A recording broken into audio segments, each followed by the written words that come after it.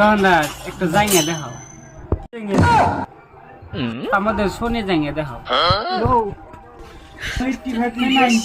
85 colour দেখতে colour কই দেখি।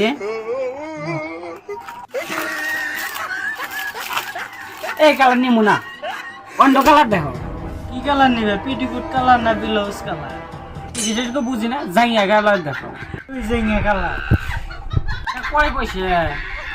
100 টাকা দাও। 22 টাকা রাখবো। এর কি করার জায়গা পাবো? জেঙ্গে হয় বলবো না। 90 টাকা দাও, যাও দামাদামি এর করার নেই। তো দেখো খাঁটি দাম 23.5 টাকা। যে কেনা বেচাও যাও, তোমার জেঙ্গে আর কেনা নেই না।